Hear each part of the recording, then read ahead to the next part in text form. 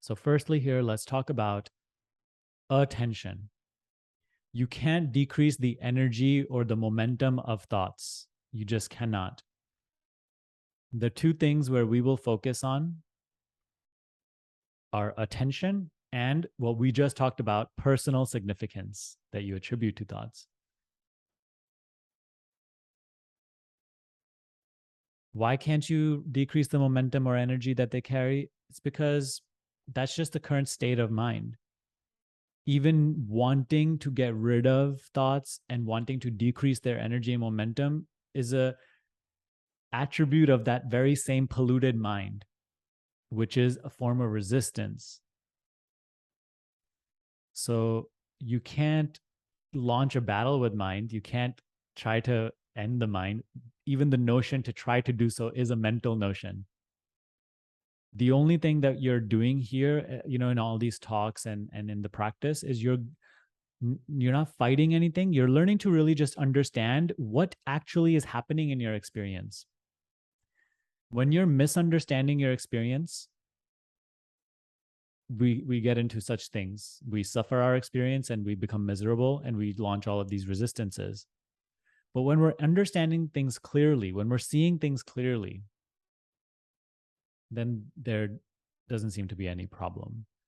Then we don't have to fight things. And of course, we won't suffer that a misunderstanding. So let's focus on these two things.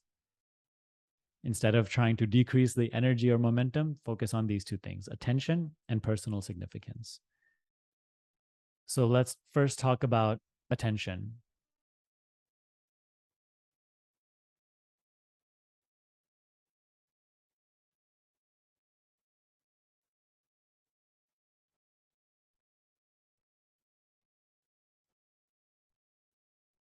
You don't really drop thoughts. Like dropping thoughts is not really an activity that you do. The thought itself drops away, is let go of.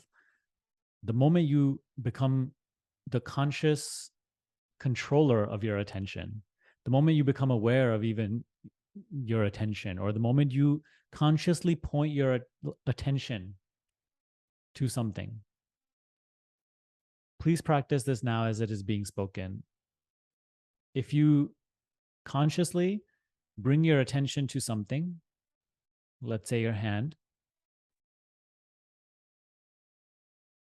in that moment, you also can't be lost in thought. When your attention is directed, focused in something, whether it's your breath or your entire body sensation or just your hand,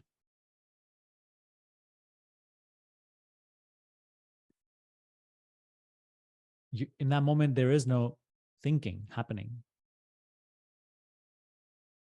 So you're not doing something to drop thought. It's not like an external activity that you're doing or even a mental activity that you're doing. You're just learning, thought is just the state of scatteredness. The thought, thinkingness is just what happens automatically when the attention is totally scattered. That unconscious psychological chatter that you wish to get rid of is just happening only because the attention is scattered. The moment you gather that attention, that psychological chatter will drop away.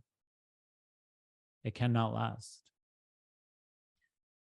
We don't drop the thinking. We are just coming into conscious control of our attention. And in that moment, automatically, the thought is gone. You may start to once again think about this, but all you're doing is you're seeing that, like, I'm not trying to think about dropping thinking. I'm not trying to think about thinking. Mind is talking about mind. You're just the seer of it. You're just aware of it. Here is where we must get to know ourselves. The attention that is flowing to the thoughts, here you're asked, when you are going through crazy compulsive thinking, rather than doing anything fancy, just bring your attention to the sensation of your hands. of course is going to go outward again, because that's currently the habitual pattern.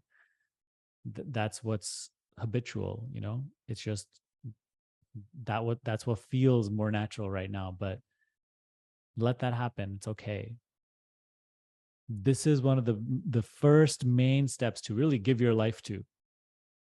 Start to recognize and really be interested in this. Don't look at this as a chore. Otherwise, it will be miserable, this whole practice.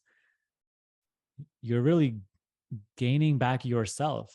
When you're lost in psychological chatter, you have lost yourself. In that moment, we're just like robotic. We're lifeless. Life is totally dormant. We're gathering ourselves. We're gaining ourselves. This is the most urgent task to tend to. Be interested in this. This isn't a mechanical practice. This isn't a chore. As long as it is for you, then, and as long as everything else is more important than this, this will always be difficult.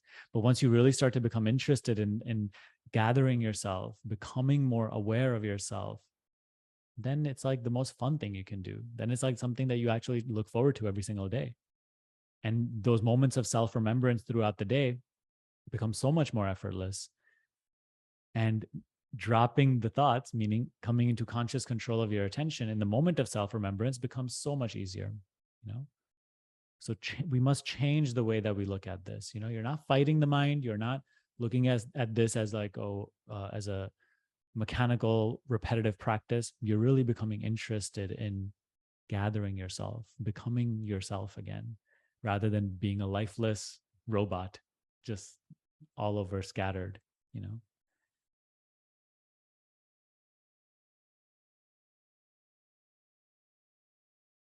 Now, thoughts will continue to come with such great momentum. As we said, you cannot decrease their momentum, but as we just spoke of in the beginning of today's call, you can lose the attributed interest, attributed significance that we assign to the thinking and the content of thinking. For example, if out of nowhere right now, a thought arises about what I'm going to have for dinner later, and I already, I really love food, and I really care about what I'm going to have, and I attribute a great sense of meaning and significance to that, and I want to plan it all out, and I want to make sure that maybe someone else doesn't make other plans that are in opposition to what I'm planning. I'm going to go into that whole area of more and more chatter. There's going to be endless thoughts. Whereas in this moment, if I can just let that be, if I can just let go of the attributed significance, the significance I'm attributing to what I'm going to have for dinner later, then those thoughts can't grab a hold of me, And in another way, not just about significance, but even interest. A thought arises randomly and it's talking about what happened yesterday when I was speaking to my friend. And I'm so interested in what the mind has to say. I'm so interested in this random stream of thinking, interpreting and discussing life, judging what happens, projecting what will happen. This is where I must start to lose interest. Lose interest in interpreting life. Become more interested in living life. You see, your attention, your presence is always here. It's always now. This is life. Life is always here. I know we've heard it all before. It may be cliche, but it is fact, and it is to be acknowledged. Thought also does arise in the now, but the content of the thought is always either past or future. Right now, we live our entire lives inside of the content of thought, therefore past and future. And the entire self-image, the entire ego, as we call it, is it derives its sense of self only from the past and future, conceptual reality, not actual reality, not life. So I must start to, by seeing this through conversations such as this, awakening to this, acknowledging the need of this, I must start to lose the interest that I attribute to the chatter that is just constantly interpreting life, judging life, dissecting life, planning life, breaking life down, projecting. All that is nonsense. You can't fight the nonsense. It will continue to arise, but you can lose interest in it. There's nothing complicated about that. When you aren't interested in a thought, how can it pull you? When you're not interested in the consequences of whatever the thought is talking about, how can it pull you? How to not be interested in the consequences? You just are open to whatever happens. You're just open to the spontaneity of life. But you're like, but Sunny, if I don't worry about this and if I don't plan for this, then I might not get this, and I might end up being in a situation I don't like. But again, there's interest in needing a particular outcome. There's interest and significance in securing a particular and an attachment to a particular outcome. Let go. You see, like we're imprisoning our own selves through the meaning and significance we attribute to the content of our thinking. Therefore, the thoughts will come like with such great momentum. And then another thought will arise, how can I let go of, how can I decrease the momentum of my thinking?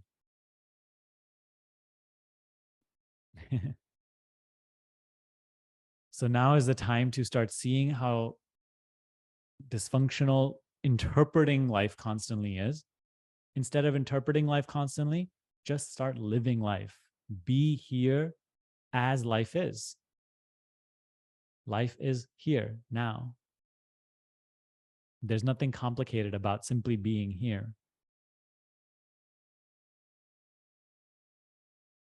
I hope that is making sense. When you let go of attributing a great deal of significance and interest to your mental chatter, automatically you are more and more grounded in life, here and now.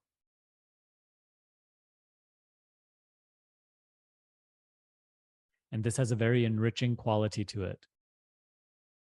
Everything that we try so hard to protect and secure through our interpreting of life and planning and so on and so forth,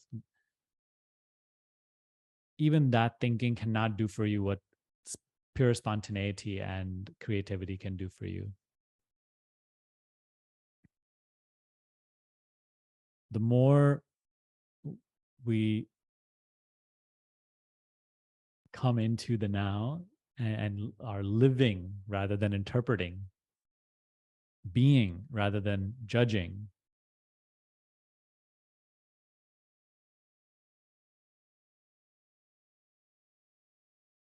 not only am I peaceful here, I'm not creating a problem out of anything, but also things keep happening without my constant meddling.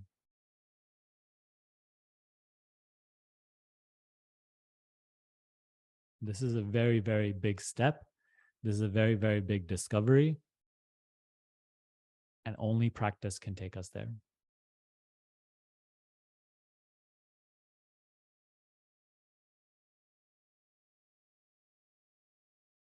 Letting go of interest to constantly interpreting life is one of the biggest steps you can take in the spiritual path.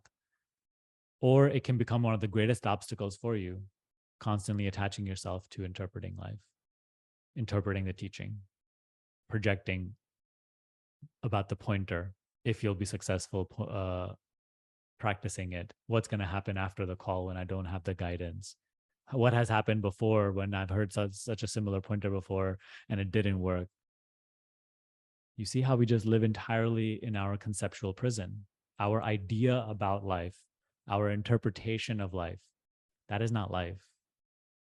That is a prison of past. Life is here and now, and there's nothing conceptual about it. It's very actual. When you step down from interpretation, there's no suffering. There's no resistance.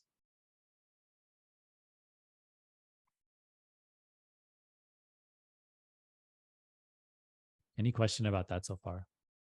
Before I get to the second part of this question.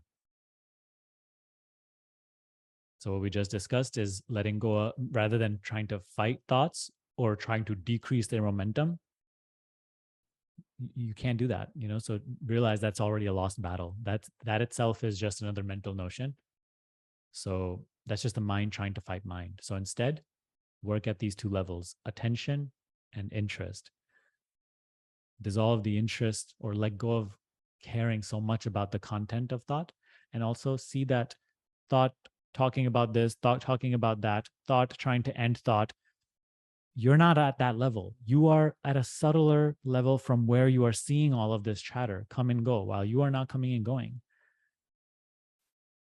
Instead of caring about so much what this is saying, you see, bring your attention, which is currently just flowing unconsciously, just scattered into these thoughts, bring that attention to just an object of your choosing, such as sensation or breath. Or if you're already practicing the self-inquiry pointers, just bring that attention to attention itself, to I. Can't go wrong with any of these.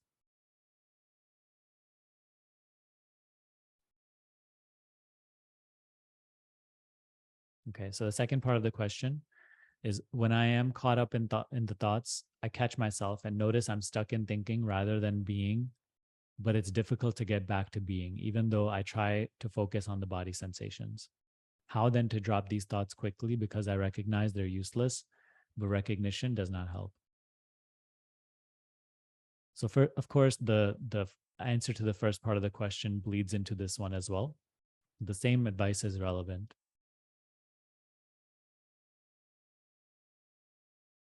So even though I try to focus on the body sensations, I'm still stuck in thinking. This is where you have to really confirm this in your experience, that you can either be unconsciously interpreting life and thinking about life, or you can be really focused in sensation.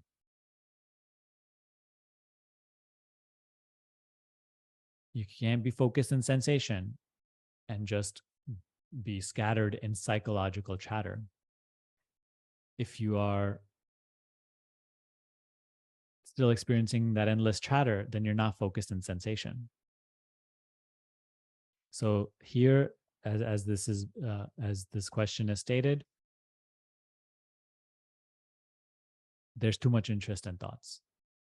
Based on how it is being written, there's just too much interest in interpreting life, too much interest in thinking itself. Just follow that advice that we just spoke of, and automatically it'll become way easier to bring your attention to sensation and keep it there. When you are focused in sensation, acknowledge that aliveness, that presence, that attention. Acknowledge how vivid life is when you are not scattered. Acknowledge how still and calm, enlivening being focused is. It's almost like you become aware of being alive. Previously you were just doing a lot of things, thinking about a lot of things, but there was no aliveness. You weren't really attuned to any aliveness. Again, we become totally robotic, lifeless. Whereas now we are, when just by focusing our attention, Like, what could thoughts possibly talk about that is more interesting than actually being alive?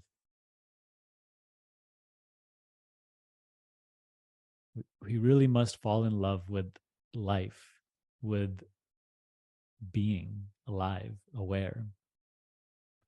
Look at your own presence like the greatest miracle, whichever was, which it is.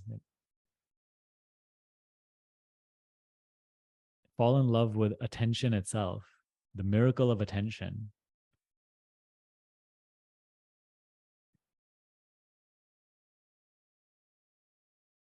You are more peaceful when you are present and sort of focused than any time else in your day when you're lifeless.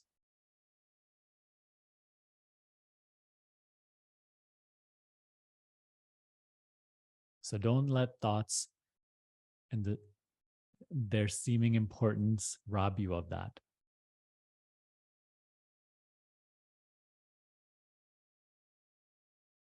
You say, I recognize they're useless, but that recognition does not help. It's because it's still happening mentally, maybe. You're, it's just, again, thought saying, oh, this is just useless. And then another thought arises, oh, but this is useless, but I still can't get rid of it. And so you see, you're seeing these thoughts come and go. But right now you feel like this is me talking, and I'm so you're talking, you're saying all that stuff about your life, and then again you feel like it arises as me, and I'm saying, oh, I just recognized it and that's useless. Oh, but that, you see, like, it's just constant chatter, and you feel like I am talking, but you are not talking. You can't do any talking. You can't do any thinking. You're not capable of that. Thinking is only you in appearance. It appears to be you, but it's not you. the what you are is not capable of thinking. What you are doesn't do anything. What you are isn't a thing that can actually do or think. You are only the seer. You only see thoughts. You think in first person, but there's no one there. You only see thoughts. So if a thought arises and says, oh, these thoughts are useless, I just want to get rid of them, that's not actually practicing the principle that we just spoke of. That's just more thinking. That's just more interpreting thinking. So thinking is interpreting thinking.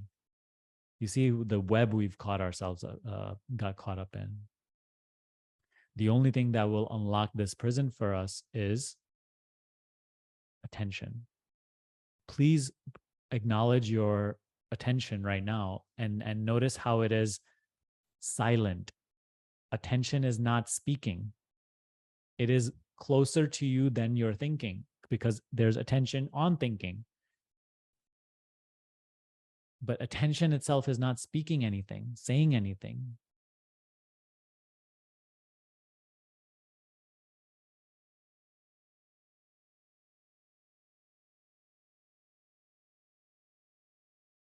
So why venture off into thinking? Be yourself. You're either you're focusing the attention on an object, such as your sensation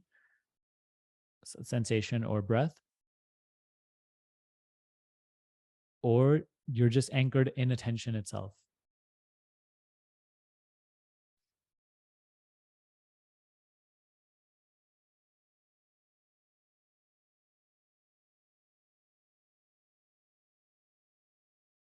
This is what I would like, if you are having a difficult time grasping this is what I would like you to play around with.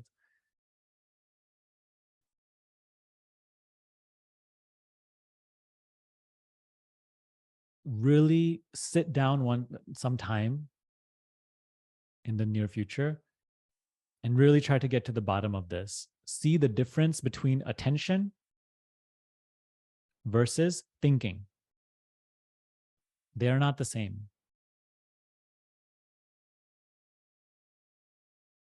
See the difference clearly between observing something versus thinking about it.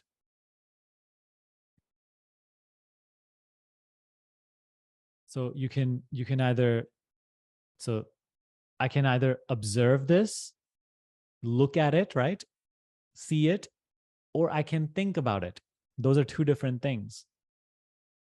Thinking is not looking. Looking is not thinking. I can think about what I look at, and the thinking itself is something I look at. Looking is subtler than thinking.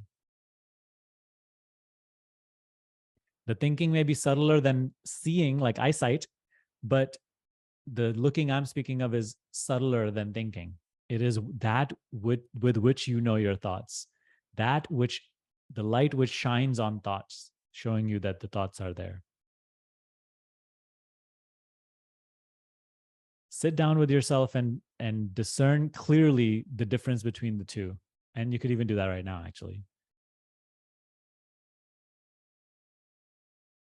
You can look at something or you can think about something.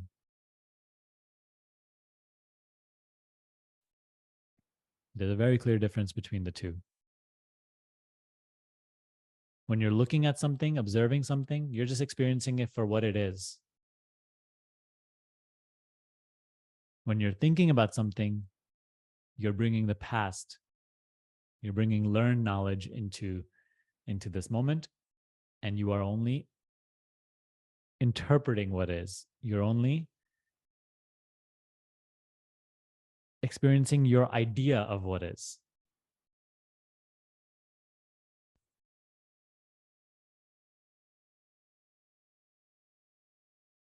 This is also why this is such a crucial aspect of acceptance, this discernment, this difference.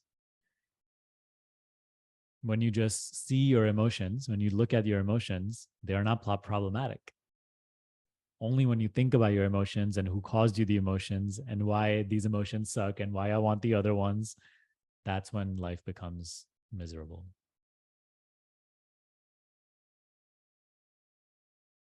So rather than suffering our conceptual prison, we are learning to come closer back to the truth of who we are. We're learning to be as we really are before we go into any conceptual knowledge about what this is, who I am, what life is, what's happening. That is the past. Thoughts are the past. Even when thoughts speak of the future, they are colored with the past because you're only making future assumptions based on what you've already experienced and learned. Which is why that's why I call it the darkness. Like we're bringing darkness into the unknown, the future, which is an empty slate, pure potential. We're bringing the darkness of the past into the unknown.